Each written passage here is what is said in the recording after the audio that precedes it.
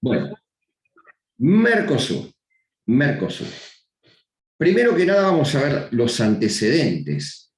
Vamos a ver los antecedentes del Mercosur. Tengan en cuenta una cosa. El principal motivo de la conformación del Mercosur es la voluntad política que desarrollaron Argentina y Brasil en 1985. Fíjense que en los dos países hay gobiernos democráticos después de dictaduras muy fuertes y muy duras. Entonces, la voluntad política ha sido el motor que generó o que llevó al establecimiento de este mercado común del sur. Su nombre mismo lo indica, cuál es el grado de integración al cual se busca aspirar. Mercado común del sur. El Mercosur tiene un objetivo muy particular, que es la conformación de un mercado común, con todo lo que ello implica desde el punto de vista de la integración. Liberación del comercio intrazona, fijación de un arancel externo común y libre circulación de factores productivos. Ese es el objetivo madre del Mercosur. Pero ¿cuándo nace? Nace en 1985, el primer antecedente, acá estamos, 1985, acá, ahí, antecedentes. Declaración de Iguazú. La Declaración de Iguazú se firma entre los presidentes de Argentina, Raúl Alfonsín, y de Brasil, Sarney, cuando se inaugura un puente en la triple frontera entre Paraguay, Brasil y Argentina. El puente que cruza las cataratas, bueno, en ese momento, que cruza de Argentina a Brasil, en el paso de Iguazú, en ese momento se reúnen los dos presidentes y firman la Declaración de Iguazú. ¿Qué están haciendo con la Declaración de Iguazú? Están sentando las bases de un esquema de cooperación política y económica entre Argentina y Brasil. Vale decir que acá entonces lo primero que debemos agregar es que el Mercosur nace con la idea de voluntad política. Nace con esta idea de voluntad política. El motor de la integración se manifiesta en 1985 con esta declaración. Y a partir de ahí arrancan una serie de antecedentes. El segundo antecedente es en 1986. Se firma el Protocolo de Integración y Cooperación Económica. Ya ahí estamos dándole una idea de cuál es el objetivo que va a buscar el Mercosur, la complementación de las economías argentino-brasileras. ¿Cuál es el objetivo de este protocolo? Pasamos de una declaración, un simple instrumento a nivel internacional, a un protocolo. El protocolo ya tiene obligaciones y tiene un viso más de formalidad. Protocolo de integración y cooperación económica. El objetivo es acelerar la integración bilateral, solo de Argentina y Brasil, crear un espacio económico común, un mercado común, y dar estabilidad al sistema democrático. Fíjense, esto de la voluntad política nuevamente como contraposición al famoso esquema de conflicto o la hipótesis de conflicto, que fue lo que hizo fracasar sistemáticamente los intentos integracionistas latinoamericanos. De 1986 saltamos a 1988. Se firma, pasamos de una declaración a un tratado mucho más formal todavía. Ya entramos en un documento jurídico válido a nivel internacional. ¿Solo Argentina y Brasil? Dice Catalina Luque. Sí, Catalina, solo Argentina y Brasil. Por eso te está hablando de integración bilateral. Estos son... No, pero yo preguntaba si todos los antecedentes que vamos a ver son todos de estos dos países. Sí. ¿Qué hace ¿Qué hace una persona cuando nace? Se desarrolla, gatea y después camina. No quieras caminar y salir corriendo cuando todavía estamos gateando. No te apures, no te apures. ¿Sí? Bueno, es que es mucho. Y vengo media atrasada porque otra de clase falté, así que como que... Por eso voy despacio, precisamente para que no se apuren ni se confundan. Tranquila. Bien, saltamos a 1988. Tratado ya es más exigente. Es un instrumento jurídico más exigente porque ya hay obligaciones para las partes. De integración, cooperación y desarrollo. Entre Argentina y Brasil, Cata. Entre Argentina y Brasil. ¿Cuál es el objetivo de este tratado? La creación de una zona de libre comercio a 10 años. Fíjense que sale o nace del principio más básico de integración, o del esquema más básico de integración, que es crear una zona de libre comercio, para después ir progresando, tal cual hizo la Unión Europea, en su profundización de políticas y lograr un mercado común, es decir, a lo que se aspiraba después. Pero estamos en 1988. En 1990, último antecedente, se ratifican los antecedentes previos con la firma del Acta de Buenos Aires. Y el Acta de Buenos Aires es una ratificación, sobre todo, de este tratado de 1988, a partir del cual se establece la creación de un mercado común al 31 de diciembre del 94. Fíjense que se baja de 10 a 5 años la posibilidad de conformar el mercado común, con rebajas arancelarias lineales y automáticas, 1990. Entonces, se firma en 1991 el Tratado de Asunción. ¿Qué pasa después de 1990 y a qué se llega en 1991? Cata, en 1991, cuando se firma el Tratado de Asunción, se invita a Uruguay y a Paraguay a formar parte de esos protocolos y de ese tratado que se había firmado, y se conforma este plexo jurídico o instrumento jurídico que se llama Tratado de Asunción, que es receptivo de los antecedentes, pero que incorpora, ahí sí Catalina, para vos, Cata en realidad, con Catalina Soyanguren, que incorpora a Uruguay y a Paraguay. Entonces, en 1991 se firma el Tratado de Asunción constitutivo, derecho originario, constitutivo, derecho originario del Mercosur, con 4 países: Argentina, Brasil, Paraguay y Uruguay.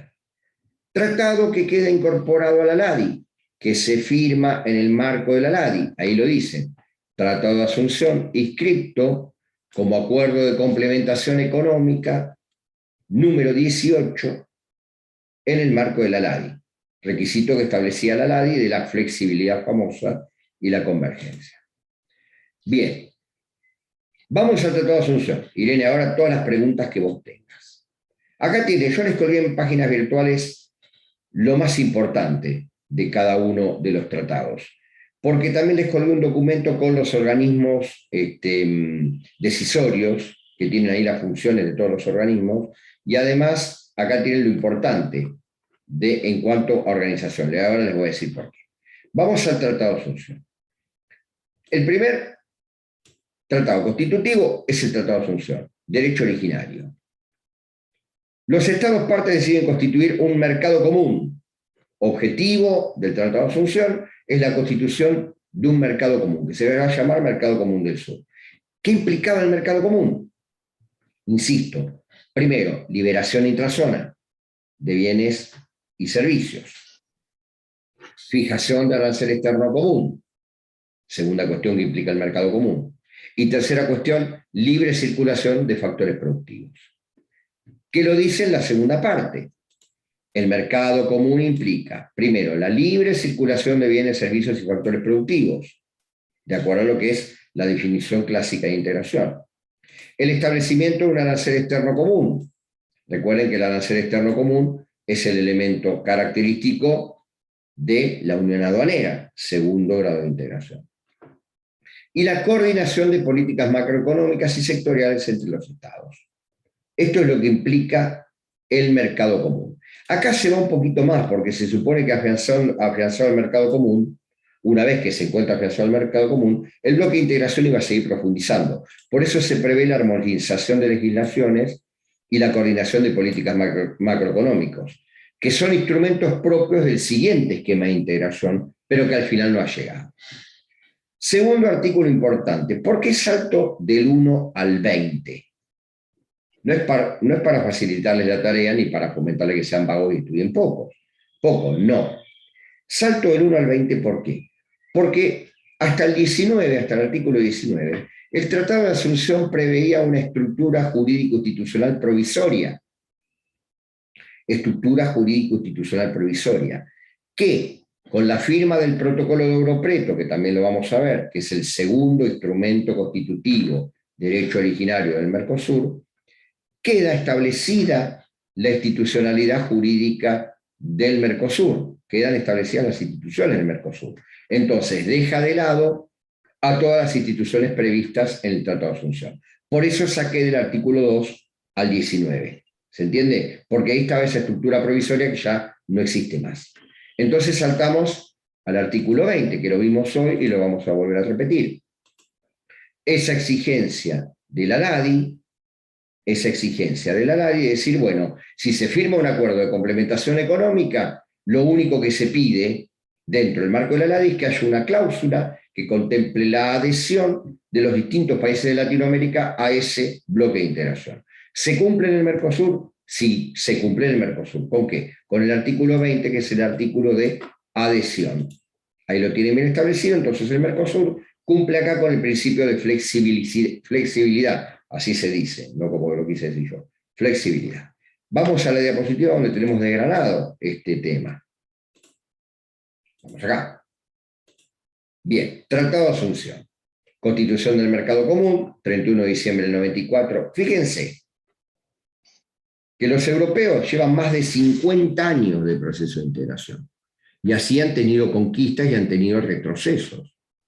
Pero ha sido un proceso gradual y progresivo. Nosotros en 4 años queremos hacer lo que los europeos hicieron en 50. Es decir, nos fuimos al pasto, todo apurado y todo mal. Así quedamos. ¿Se entiende? El hecho de querer fijar un mercado común en 4 años en unas economías que no son diversificadas, no son altamente calificadas, es una locura. Pero bueno, fue un intento que no salió muy bien. Constitución del Mercado Común. Libre circulación, esto es lo que dice el tratado, que lo leímos recién, el establecimiento de un arancel externo común, la coordinación de política, periodo de transición, adaptación. ¿Quién me preguntó? ¿Irene o Cata? Hoy esto que dije de la complementación de Uruguay y Paraguay. Cata, vos me preguntaste. Bueno, porque el Tratado de Asunción prevé ese periodo que yo te dije de complementación, de adaptación y de transición, para regular el alcance de las medidas que se toman dentro del Mercosur en las economías más chicas, para no repetir el fracaso de la LAC, esto de llevarnos a todos por delante por el simple hecho de cumplir con un objetivo. Soy más ansiosa que el Mercosur. Está bueno, es un buen dicho, tenés que adoptarlo, muy bien. Bueno, primer elemento constitutivo, derecho originario, el Tratado de Asunción. Segundo instrumento constitutivo del Mercosur, el protocolo de Europreto. Vamos al protocolo en sí, o al instrumento jurídico en sí. Protocolo de Europreto. ¿Por qué va el artículo 34 en adelante? Porque los primeros artículos son la estructura jurídico-institucional del Mercosur. Y yo separé en un documento que está colgado en páginas virtuales cuáles son los organismos y lo tienen ahí con sus funciones. Por eso lo saqué el protocolo de Europreto y se los puse aparte para que no se compliquen. Pero los primeros artículos del protocolo de Europreto establecen la estructura definitiva. ¿Cuál es la importancia del protocolo de Europreto? Tiene una importancia triple. Atención con esto. El protocolo de Europreto tiene una importancia en 3 sentidos. Es el segundo instrumento jurídico institucional que conforma el derecho originario. La primera importancia es que establece la estructura jurídico-institucional definitiva. Establece la estructura jurídico-institucional definitiva. Con algunas modificaciones posteriores, porque, por ejemplo, el Parla Sur no estaba contemplado en el protocolo de Europreto. El Tribunal Permanente de Revisión no estaba contemplado en el protocolo de Europreto. El Tribunal Permanente de Revisión, que tiene sede en Paraguay, es el organismo jurisdiccional que dirime, así se dice, los conflictos que hay de interpretación de las normas del Mercosur. Eso no estaba en el protocolo de Europreto, por eso esta parte. Primera cuestión entonces del protocolo de Europreto es que establece la estructura institucional definitiva, jurídico-institucional. Segunda cuestión del protocolo de Europreto, o segunda importancia del protocolo de Europreto. Se fija en este protocolo la personería jurídica del Mercosur. La personería jurídica del Mercosur. ¿Qué quiere decir esto? El Mercosur es, a partir de la firma del protocolo de Europreto, reconocido como persona jurídica de derecho internacional público. Persona jurídica de derecho internacional público. Fíjense que cuando vimos Unión Europea, esta categoría de personas jurídicas de derecho internacional público en la Unión Europea se obtiene recién en el 2009. Pasaron 50 años desde el nacimiento de la Comunidad Económica Europea hasta la Unión Europea. Y recién ahí, con el Tratado de Lisboa, se otorga personería jurídica a la Unión Europea. Fíjense la diferencia de velocidad que hubo entre un esquema y el otro. Y el tercer elemento fundamental que señala el protocolo Europreto apunta a cómo se van a tomar las decisiones. ¿Cómo se van a tomar las decisiones en el Mercosur? Dijimos que había dos sistemas, llegó el hijo de Irene. Dijimos que había dos sistemas de tomas de decisiones, el sistema supranacional y el sistema intergubernamental. Dijimos también que la Unión Europea tomaba un sistema mixto porque tenía competencias supranacionales por mayorías y competencias intergubernamentales por consenso, como por ejemplo la política exterior y seguridad común. Dijimos también que la supranacionalidad implica decisiones por mayorías y acatamiento porque se han delegado competencias en organismos fuera de los Estados partes. Dijimos que el intergubernamentalismo actúa por consenso, es decir, por acuerdo de todos los estados que conforman el bloque de integración. ¿Qué fija el protocolo Europreto? Fija que la toma de decisiones en el Mercosur va a ser únicamente por consenso, es decir, por acuerdo de los estados partes. El protocolo Europreto es importantísimo porque establece el sistema intergubernamental del Mercosur. No deja posibilidad de establecer un sistema de supranacionalidad, no deja posibilidad de establecer un sistema de mayorías. ¿Por qué? Porque adopta al consenso como sistema fundamental para la toma de decisiones. Estos son los tres aspectos que están volcados en este protocolo. Vamos a verlos. Artículo 34. Irene, del Tratado de Asunción, lo que yo dije, ¿estaba dentro de lo que vos querías preguntar o te quedó alguna pregunta? Porque te salté. Claro, el tema de los 5 años. Ya está. Porque mi duda era por qué después, a los 5 años, pero bueno, ya entendí entonces que es para que quede en condición de igualdad lo que es la economía. Sí, de equidad más que de igualdad, porque igualdad no puede haber nunca, porque son más que... Pero quedó respondida tu pregunta, Irene, la duda. Sí. Después lo otro anoté lo mismo, y también resalté acerca de la presencia de todos los estados partes. Bueno, ahora vamos. Ahora vamos. Protocolo Europreto. Segundo tratado constitutivo de derecho originario del Mercosur. El Mercosur tiene personería jurídica de derecho internacional, primer principio. Primer principio. Podrá, en uso de sus atribuciones, practicar actos necesarios para la realización de objetivos. Entonces, Guitarrero López, démosle para adelante. Segundo aspecto importante, bueno, acuerdos de sede es consecuencia de esto, la posibilidad de celebrar acuerdos de sede, ante los distintos cultos. Artículo 37, sistema de toma de decisiones. Y acá se los marqué, carácter intergubernamental. ¿Ves, Cata?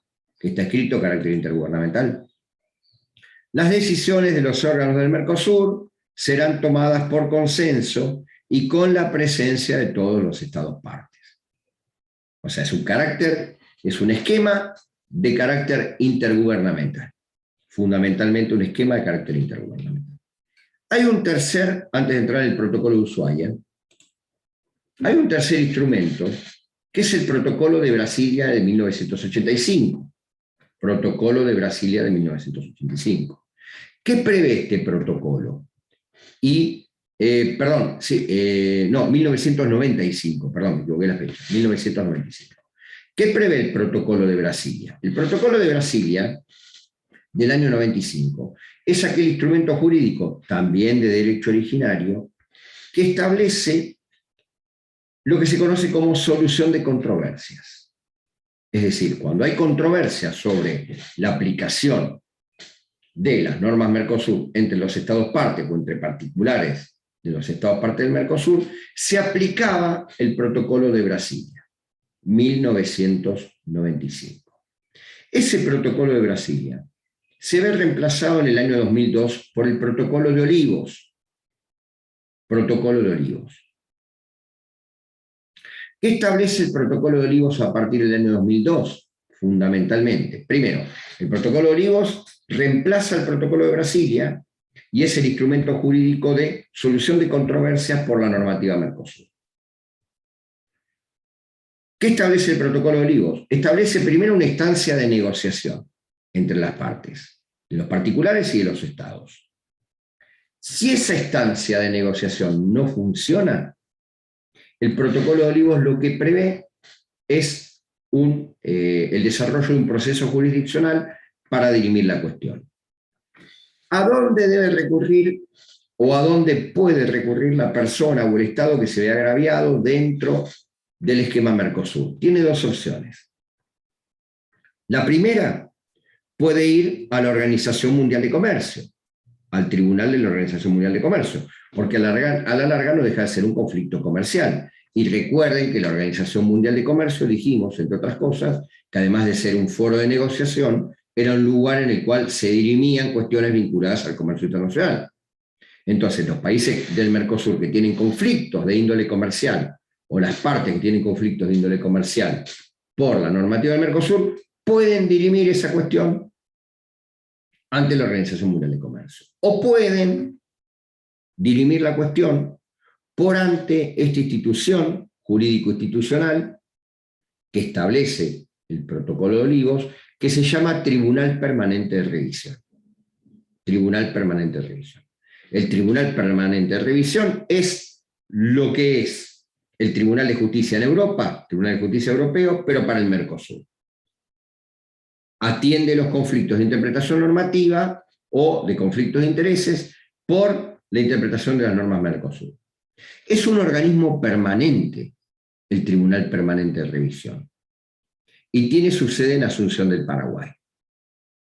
Ahora bien, ¿qué pasa cuando se elige a la Organización Mundial de Comercio como foro o como tribunal para dirimir el conflicto? Automáticamente queda desechada la posibilidad de ir al Tribunal Permanente de Revisión.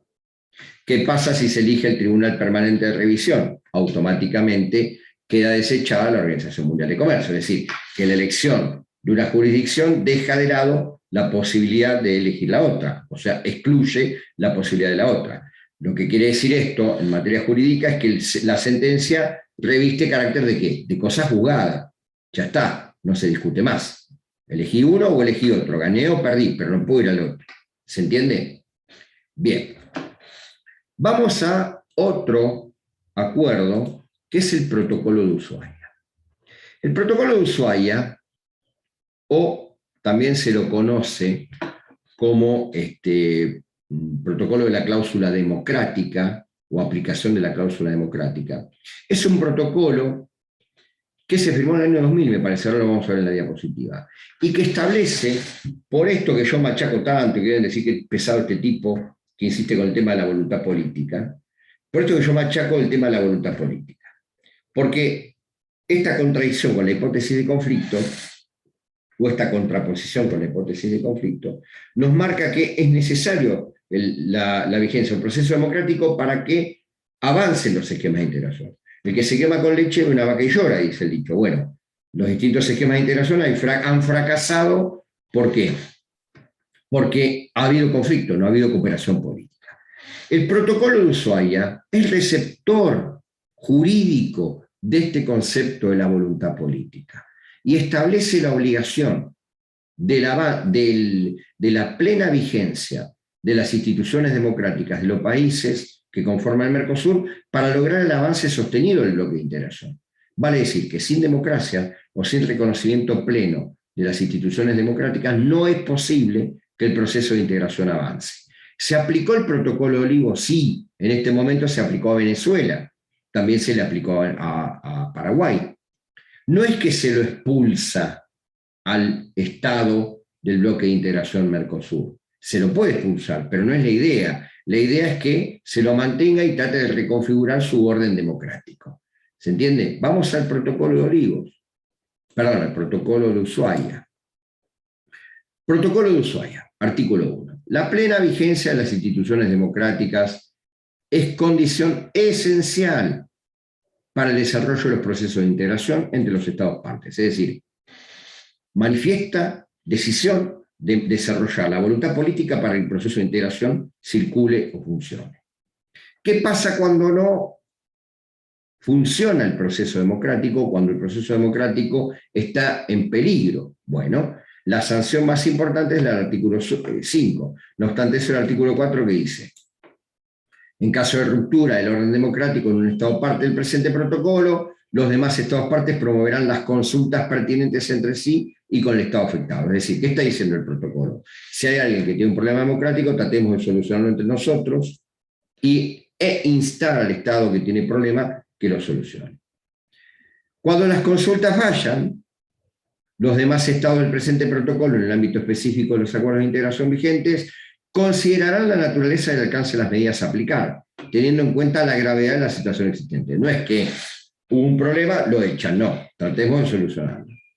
Dichas medidas, y acá están las penas, digamos, o las medidas que se pueden tomar, abarcan desde la suspensión del derecho a participar en los distintos órganos de los respectivos procesos de integración, hasta la suspensión de los derechos y obligaciones emergentes de esos procesos. Hoy, Venezuela tiene ambas situaciones. Está suspendido en cuanto al derecho de participar, pero además está suspendido en cuanto a los derechos y obligaciones que se han otorgado entre los distintos estados que sí siguieron funcionando.